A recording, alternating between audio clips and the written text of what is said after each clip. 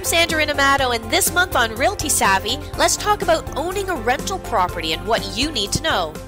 Owning an income property can be sweet, allowing you to pay down your mortgage with accelerated payments, building equity with help from tenants. Or you can take the money you receive and use it to improve your property. Or here's an idea, you can save the money. If you're considering becoming a landlord, ask yourself this: what is your motivation?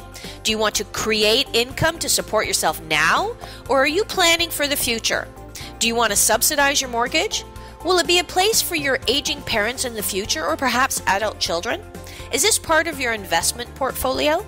If your motivation is to make money, you have to consider the cost of converting a basement or top floor into a rental suite. How long would it take you to pay off the investment? For example, if it costs you $20,000 to renovate and your rental income will be $700 a month, you will net $8,400 a year. It'll take you 2.5 years of occupancy and full payment before you start making money. Just remember that. To make money to live on now, you may need to consider buying in an area where home prices are low, yet rents seem to be high. They do exist. You will make less money on your real estate, but you may see a monthly income if that's what you're after. If you want to subsidize your mortgage payments, being as $500 pays about $100,000 of mortgage in most cases, you want to be sure that you can carry the mortgage when the suite is not generating income. Note that only a portion of your rental income can be used for mortgage qualification, and conditions may apply, like retrofitting to fire code. Some buyers want to buy a place that has more than 2 residential units so they can live in one apartment and rent out the others. And then they plan to move out of the property when they purchase a single-family home a few years later, retaining the first property as an investment. I think that's a great idea.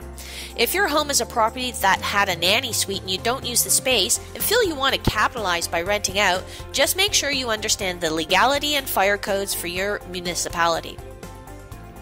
Consider this: should anything go wrong, you'll have to live with these tenants in your own home, and not everybody's cut out for that. Take note that there's a difference between commercial and residential mortgage loans, and a multiplex may not qualify for a residential mortgage, so be sure you understand what financing is available to you and what caveats you face. One thing's for sure, you absolutely must familiarize yourself with the provincial landlord-tenant rules. Know your obligations as landlord, know your rights, and know your tenants' rights. Just like any business, it's not easy, but it sure can be worth it. This is Sandra Rinomato. Thanks for listening, and remember to join me again next month for another Realty Savvy podcast right here in Focal Point E-News.